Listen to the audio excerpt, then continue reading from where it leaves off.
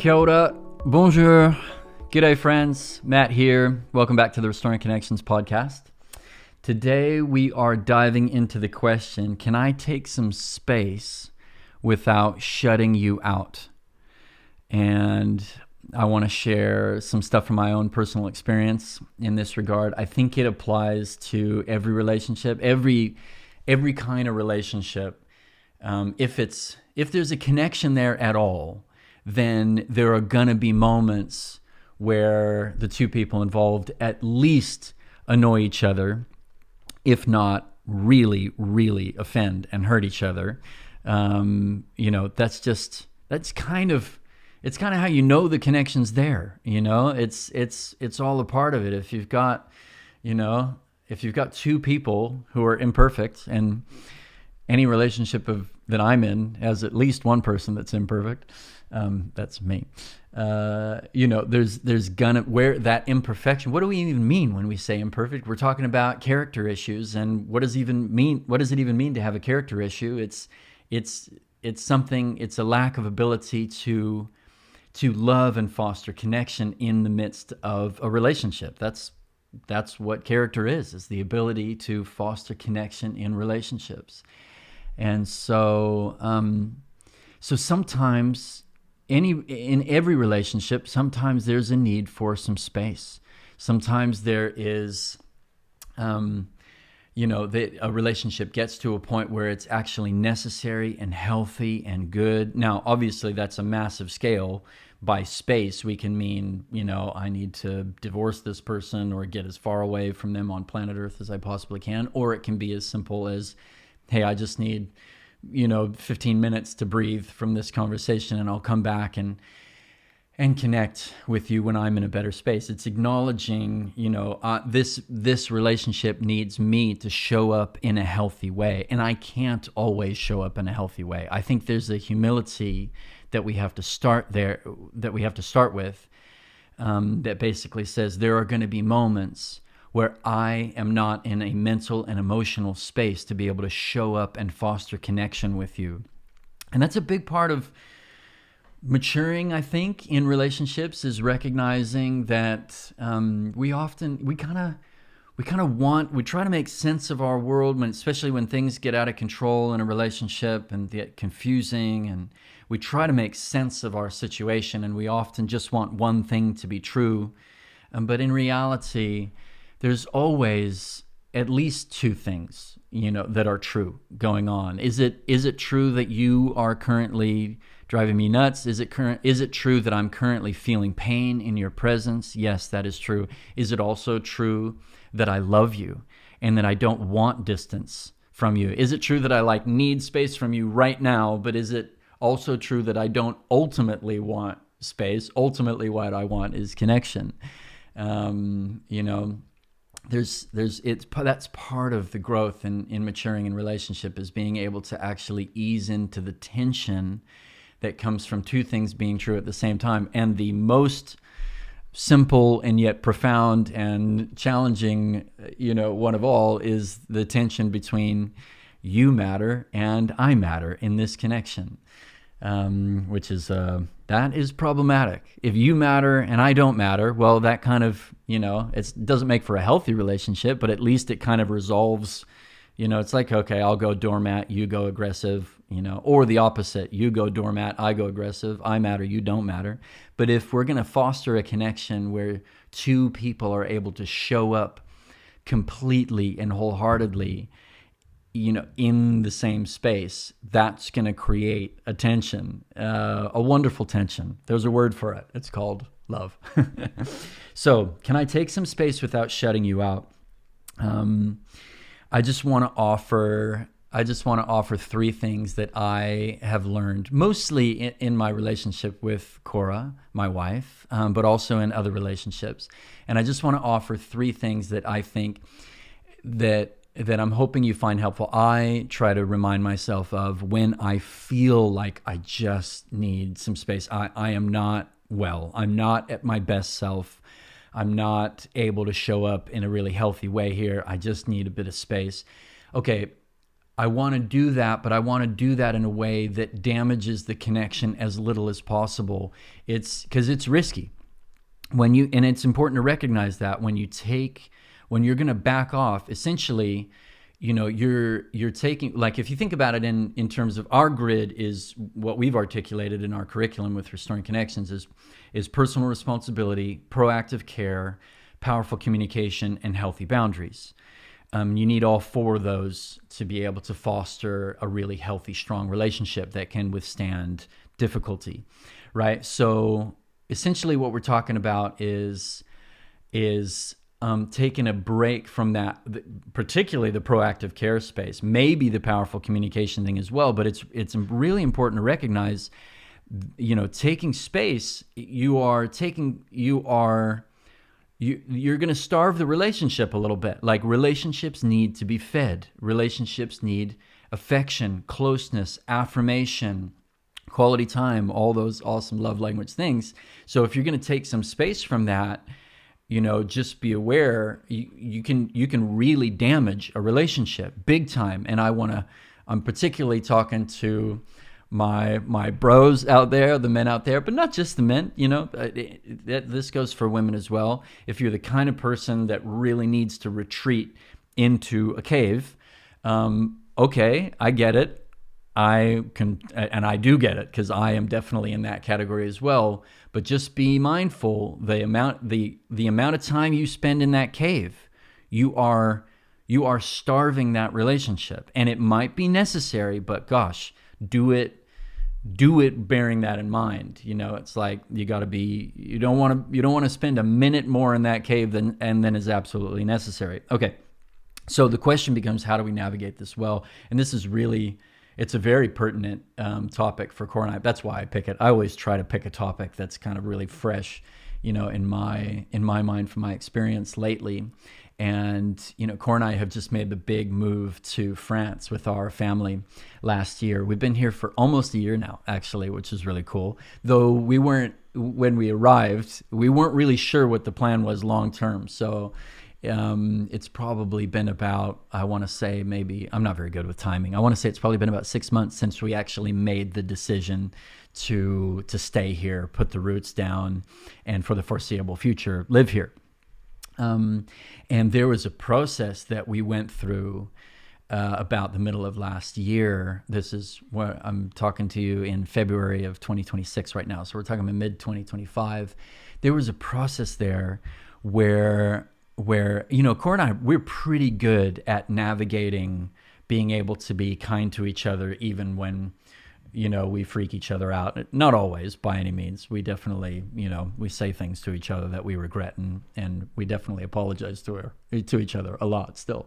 But this was one of those moments where it's like, okay, who you are, what you want, and what your values are is really freaking me out right now. Because you're not doing anything awful or mean or nasty, but it's just the direction that you seem to want to go. And we're kind of looking at each other. This is going both ways. It's like the direction that you want to go, I am finding really scary, because there's something that's really precious to me. There's a value, there's a desire, there's a dream in my heart, and that feels very much under threat. It's like, you're moving in that direction, I feel like I'm moving in this direction. We're not wanting the same thing. We ultimately want the same thing. We want our family to thrive. We want each other to thrive and flourish. We want our teams, the team here, our ministry team here, and the ministry team back in New Zealand to thrive. We want all these things to thrive. So we're on the same page about that. But how we go about that, and there's some, underneath those desires, there's some other things that are just moving in two different directions, and it's scary. It's really scary. And so last year, there was more of a need for me to have space to just be able to process what I was feeling and thinking, and what I'm feeling angry about, what I'm feeling scared about, what I'm feeling hopeless about, there was a lot more of that than usual, which of course, it's for Cora to tell her side of the story, so I'm not speaking for her, but I can say I think my perception is that the amount of space I was needing was pretty freaky, for her, because that's different. And again, I'm in a cave. That's no fun, to be married to somebody who's in a cave trying to figure themselves out. So I think I learned a lot, and I'm hoping that you can get for free some of the things that we paid for dearly. And here they are. So I've just got 3 things here that I'll offer. Number 1, clarify what it is. If you feel like you need space, in the connection, clarify firstly what it is exactly that you need space from. Is it that you need space from absolutely everything about this person and this arrangement that you're in together, whether it's on a team or you're married or your friends or whatever? Is it like the most extreme is like, I need to not talk to you. I need to not see you. I need to not be physically near you. I don't want to text. I don't want to communicate. That's obviously very, very extreme. And sometimes that's necessary, especially if there's abuse going on in the relationship, right? But often if you actually work through, within yourself, it's like, okay, what do I need space from specifically? For me personally, I almost never need space from physical connection with someone, because I'm just a total touchy-feely kind of guy, and I might need some space from speaking face to face, but I'm happy. I think it's still helpful maybe to connect on text. And Cora and I do that quite often, actually. It's like, okay, if the face-to-face connection is not producing good fruit right now, let's see if we can just go to text, and she will do this really well. She'll often, send me a really, really beautifully written, helpful, clear text. It might contain some things that are hard to hear, but are filled with truth and filled with kindness, and that works. So the point here, though, is that you've got to do that work for yourself of figuring out, okay, what is it that I need space for? Maybe all you need space from is a particular conversation about a particular decision that's coming up. It's like, I don't need space from all of you, your entire existence, or, this other stuff. I just need space from talking about that thing for a little bit. So first things first, you're clarifying what is it specifically that you need space for, because then you're going to be, if you have clarity on that, then you're going to be able to communicate that, and the person that you're needing some space from is going to find that really helpful, typically, I think. And bear in mind, when going back to that grid, personal responsibility, I'm just going to say this in absolute terms, that's off limits. Like, this is an expression of personal responsibility. You're taking responsibility to keep yourself in a healthy space. Remember, that's what taking space is. Ultimately, it's about you going, okay, I need to take responsibility for the fact that I am not capable of showing up in a healthy way right now. I need to be able to take some space and get my marbles together, and recenter and really figure out what is it, what do I need in this relationship? How do we move forward? I get myself into a healthy space. So personal responsibility, off limits, basically. You never get to take space from that. Powerful, proactive care. Yeah. Tread carefully, of course, but that maybe it's like, I just need a little bit of space from there being physical affection between us. Maybe there's been a betrayal of some sort, and it has to do with something physical, maybe something sexual. Maybe there's been a betrayal and it relates to finances. And it's like, okay, I need some space around this particular, partnering with you in this particular space, because I'm recovering, I'm rebuilding trust in that area. But while that's happening, I'm okay to still hug you, or I'm still okay to talk or connect. Trust isn't damaged across absolutely every aspect of our relationship, but it's damaged here. So this is the area that I need space from. So you got to do the work to figure out what that is. It totally depends on the situation. Number 2, use the space productively, right? So again, you're coming back to in our personal responsibility module, we basically break it down in 4 parts. I know what I'm feeling and why I'm feeling it. I know who I am and I stick to my values. I'm in control of me and not in control of you. And I forgive and retain a judgment-free heart. So, if you need a grid to work with, use that as a grid. If you're going to take some space, you want to use that space in a productive way. You don't want to just show up, okay, I'm back from my cave and I'm good now. I just feel better. It's like, okay, for that, for it to be helpful, for you to take space in a way that doesn't damage the relationship, you need to be able to take the space in a way that's productive. And you've momentarily kind of starved that relationship, so you've got to come back to it with a bit of a deposit of some sort. And that brings us to part 3, right? So firstly, clarify what it is that you need space from exactly in the connection. Number 2, use the space productively. You're figuring out, maybe I need some space to figure out what I'm feeling.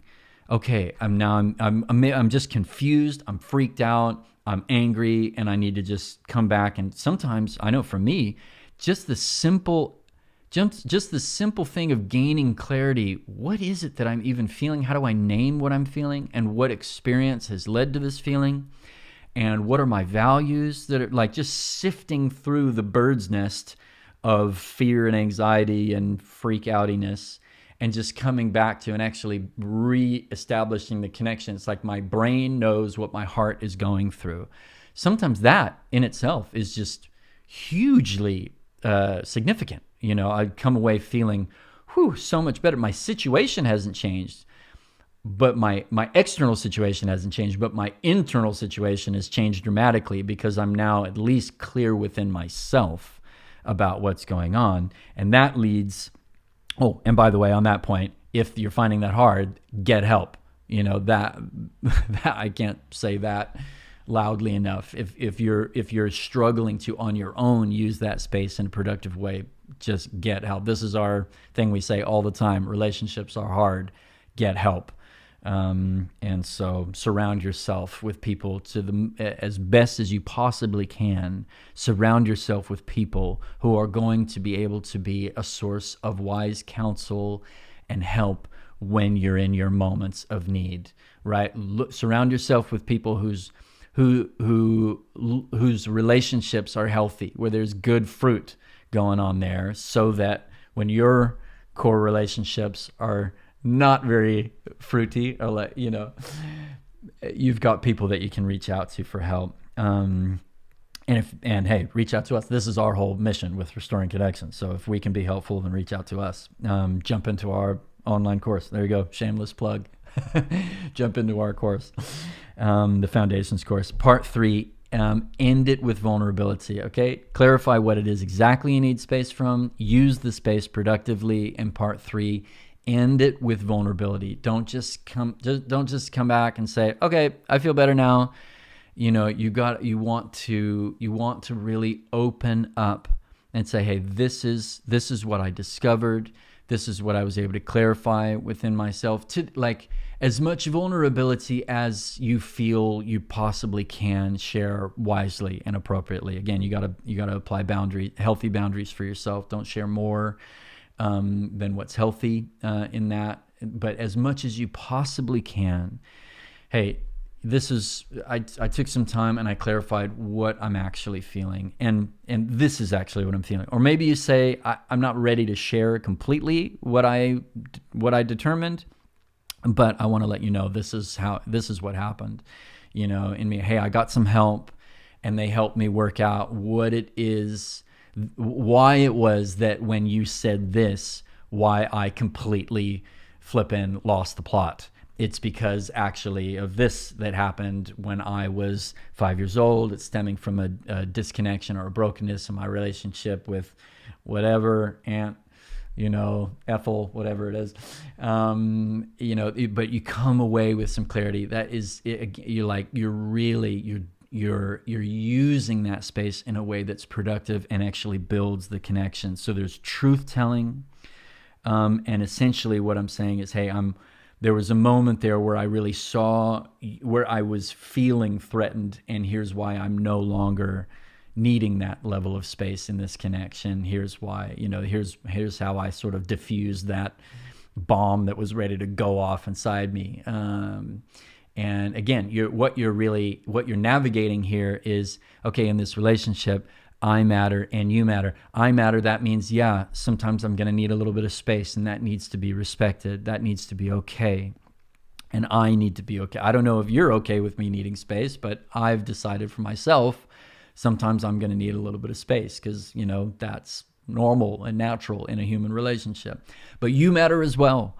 You also matter. So when I re-engage, I'm going to re-engage with vulnerability, and I'm going to re-engage in a way that hopefully, ultimately your anxiety belongs to you. It's your anxiety, but I want to be as helpful as I possibly can. I want to feed this connection. I want to reconnect with you in a way that, if I possibly can, reduces the anxiety in you and helps you feel connected, helps you feel loved, helps you feel valued. And so I'm letting you know there is a pathway back to restoration. I don't think nobody gets into a relationship with a human being expecting it to all be perfect. But we need to feel that there are pathways of restoration. It's like, is my humanity welcome here? Is my, I'm gonna annoy you sometimes. I'm gonna blow it sometimes. I'm gonna behave in a way that causes you to need some space from me. That's gonna happen if you got two human beings in the same space.